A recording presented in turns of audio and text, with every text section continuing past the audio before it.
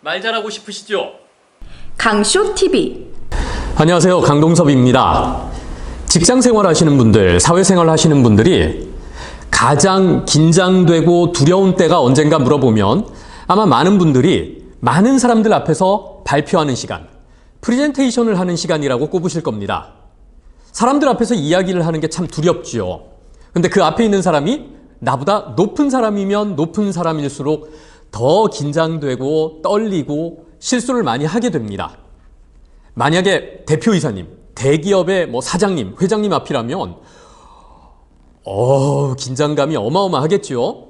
그래서 실수라도 하게 되면 어떡합니까? 만약에 협력업체하고 다른 회사하고 그 앞에서 프레젠테이션을 해서 계약을 따야 된다면, 수주를 해야 된다면 그 긴장감이 어마어마하겠지요. 반대로 말하면 그건 나한테 엄청난 기회가 될 수 있다는 겁니다. 높은 분들 앞에서, 대표이사님 앞에서 내 역량을 마음껏 펼쳐 보이면서 눈 안에 들 수 있다는 거죠. 그리고 계약을 따내야 될 때, 중요한 수주를 해야 될 때 나의 말솜씨와 설득 커뮤니케이션, 프레젠테이션 실력으로 계약을 따낸다면 엄청난 성과를 거둘 수 있겠지요. 근데 참 많은 분들이 다른 사람들 앞에 서면 너무나 떨리고 긴장해서 실수를 연발하기 마련입니다. 어떻게 하면 발표를 잘하고 어떻게 하면 프레젠테이션을 잘할 수 있을까요? 옛날에 에이브라함 링컨 아시죠? 링컨 대통령이 이런 말을 했습니다. 나한테 나무를 베어서 쓰러뜨릴 시간 8시간이 주어진다면 나는 그 중에 6시간을 도끼에 나를 갈겠다. 세계적인 커뮤니케이션 전문가 하인츠 골트먼은 발표하는 시간의 10배 이상을 준비하라, 이렇게 말했습니다. 윈스턴 처칠도 아시죠? 그 윈스턴 처칠은 유명한 연설이 여러 번 있습니다. 참 말을 잘하는 사람이었어요.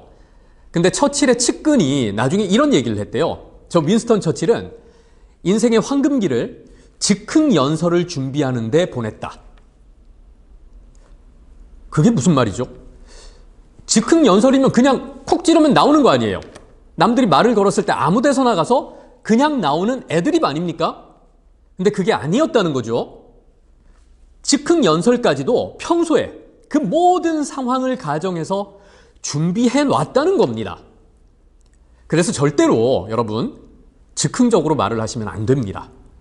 물론 저같이 오랫동안 말을 해온 사람들, 말에 자신감이 있고 언제 어디서든 실수하지 않고 말을 할 수 있는 사람들은 해도 됩니다. 그렇지만 좀 자신감이 떨어지고 아직까지 긴장을 많이 하고 무슨 말을 해야 되겠는지 모르겠는데 누가 말을 시켰을 때 즉흥적으로 말을 하면 안 됩니다. 언제나 시간을 가지고 잠시라도, 몇 초라도 준비를 하셔야 됩니다.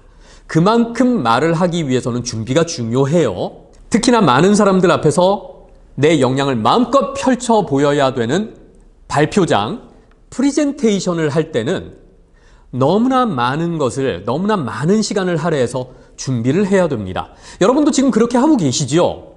근데 여러분, 발표 준비를 할 때, 프레젠테이션 준비를 할 때 어떤 걸 제일 많이 준비하십니까? 아마도 PPT를 준비하는데 굉장히 많은 시간을 보내실 거예요. 네, 물론 PPT가 중요합니다. 시각적으로 보여주는 것이기 때문에 굉장히 중요합니다.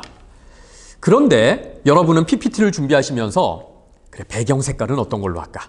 글씨체는 어떤 걸로 할까? 여기서 넘어갈 때 효과는 어떤 걸 걸고 여기에는 회사 로고를 넣어주고 BGM, 배경음악은 어떤 걸 깔고 이런데 굉장히 많은 시간을 할애하시죠. 근데 말 전문가로서 저는요, 그 시간 이상으로 그 PPT를 설명하는 말을 준비하는데 할애하셨으면 합니다. 너무나 멋있게 아름답게 효과적으로 PPT를 준비했다고 하더라도 그걸 설명하는 데 필요한 적절한 설명, 설득, 논리, 말솜씨가 없으면 그 PPT 프린트 해가지고 그냥 인쇄물 나눠주는 거하고 무슨 차이가 있어요? 그게 훨씬 더 시간을 절약할 수 있는 방법이죠.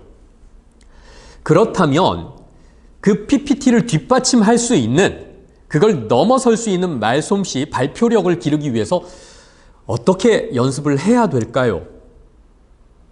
제가 여러분께 권해드리는 방법은 대본을 쓰시라는 겁니다. 저 같은 쇼호스트들은 생방송에 나가서 2시간이고 3시간이고 대본이 없이 이야기를 합니다. 저도 지금까지 제일 많이 했을 때는 한 5시간 가까이 생방송으로 대본 없이 방송을 했던 적이 있어요. 바깥에서 행사를 진행할 땐 최대 한 8시간 동안 대본 없이 이야기를 한 적도 있습니다. 근데 여러분은요, 그게 힘드시죠? 대본을 반드시 쓰시길 권해드립니다. 저희 회사에도 제 신입 후배들, 신입 쇼호스트들이 들어오면 교육을 할 때 꼭 대본을 쓰라고 권합니다. 저는 10년 이상 방송 아카데미에서 저같이 방송 진행자가 되기를 원하는 학생들을 지도해 왔는데 대본을 꼭 쓰라고 교육합니다. 저 같은 쇼호스트 강사들은요, 대본을 쓰지 말라고 해요.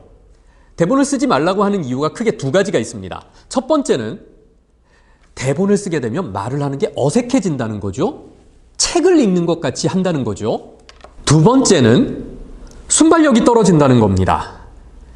저희는 특히 생방송을 진행해야 되기 때문에 이 순발력이 굉장히 중요합니다.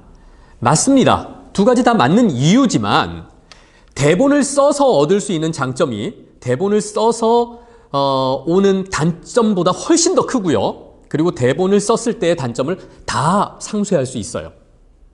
대본을 썼을 때 말이 어색해지고 책을 읽는 것 같이 되는 건 대본을 제대로 못 쓰기 때문입니다.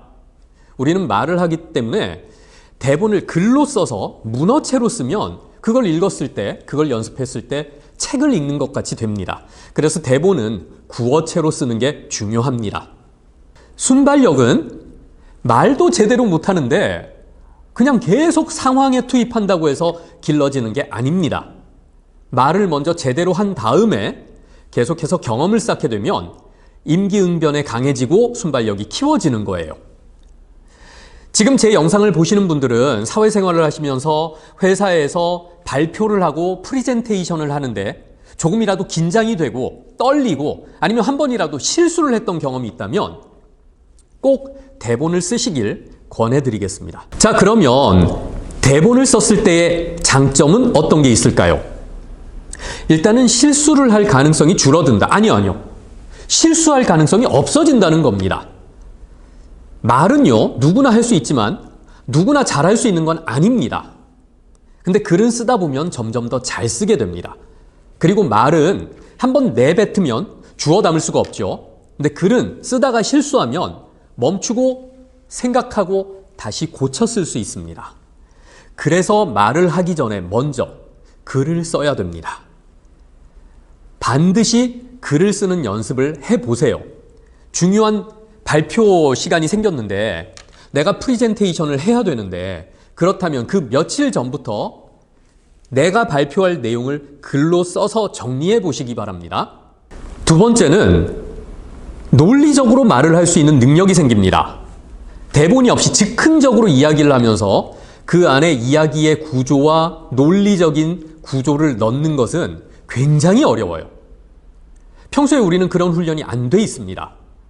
그래서 그냥 즉흥적으로 이야기하는 사람의 이야기를 듣다 보면 이쪽으로 갔다가 저쪽으로 갔다가 내용이 왔다 갔다 헷갈리는 경우가 많습니다. 그러다 보면 실수하게 되고요. 결국 이상한 결론에 도달하게 되지요. 논리는 반드시 우리가 이야기하는 비즈니스 토킹 안에 있어야 됩니다. 이 논리적으로 말을 하기 위해서는 그 이야기의 구조를 잘 짜야 되거든요. 그냥 말을 하면서 머릿속으로 구조를 짜는 건 굉장히 어려워요.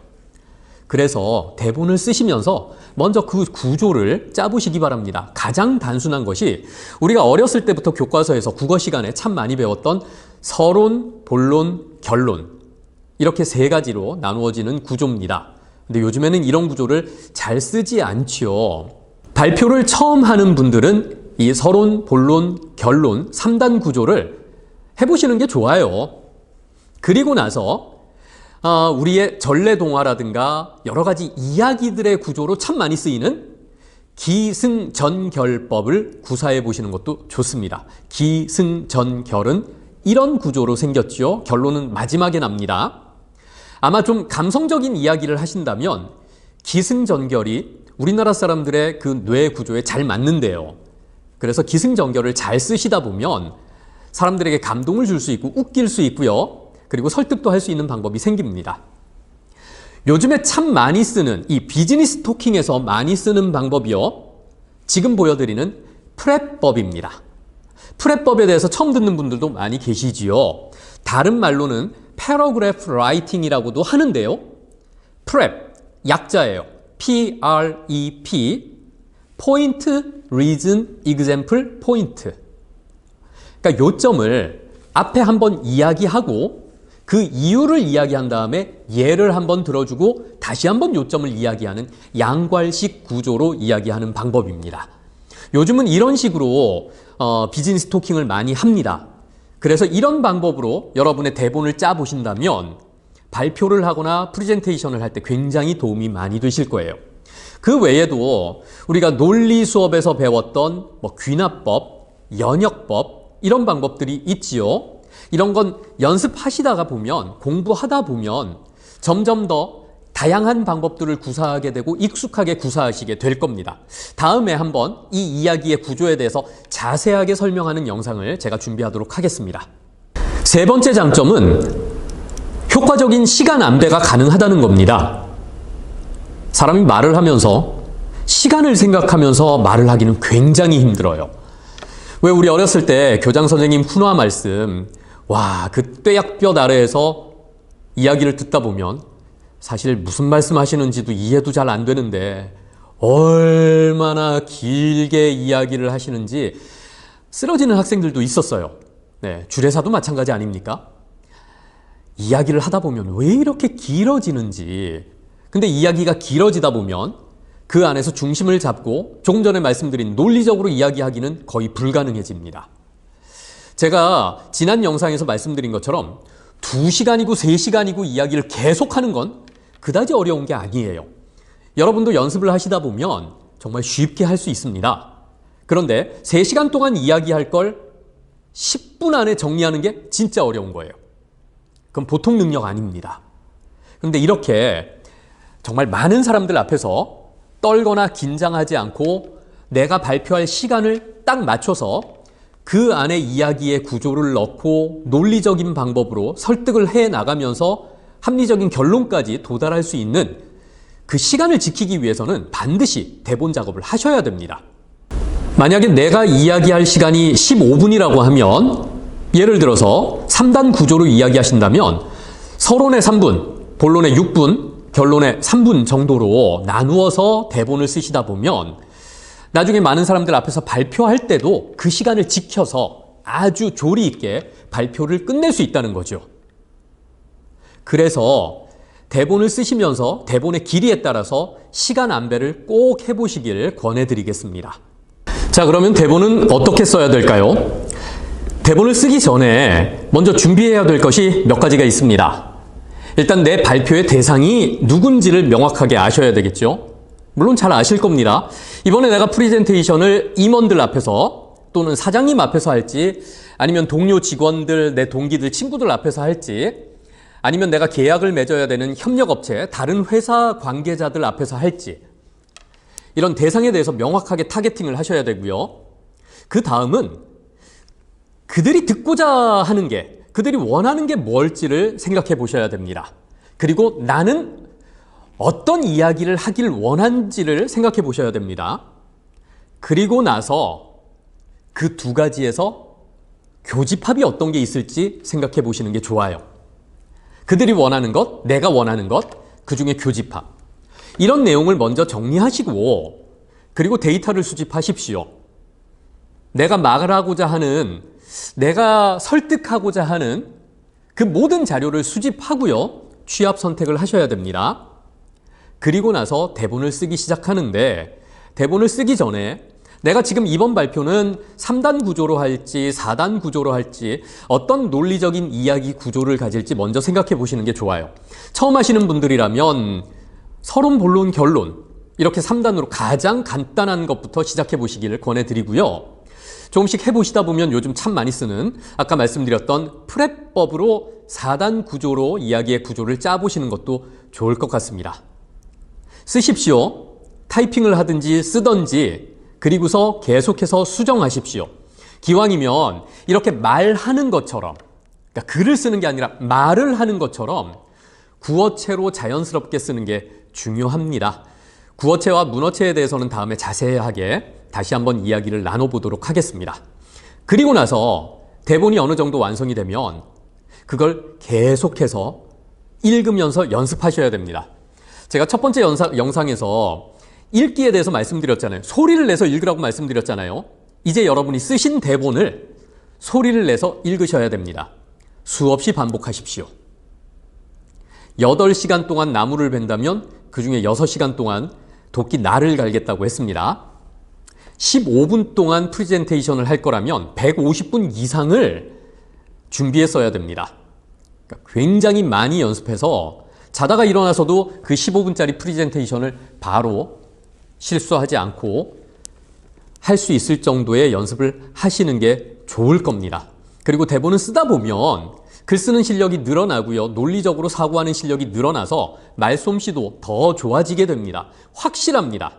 세상에 수많은 커뮤니케이션 전문가들이 말을 하기 전에 먼저 글 쓰는 능력을 키우라고 했거든요. 그러니까 이제부터 여러분도 남들 앞에서 발표하기 전에 대본을 쓰는 연습, 글을 쓰는 연습을 먼저 해보시기 바랍니다. 반드시 말하는 실력이 쑥쑥 성장할 거라고 믿습니다.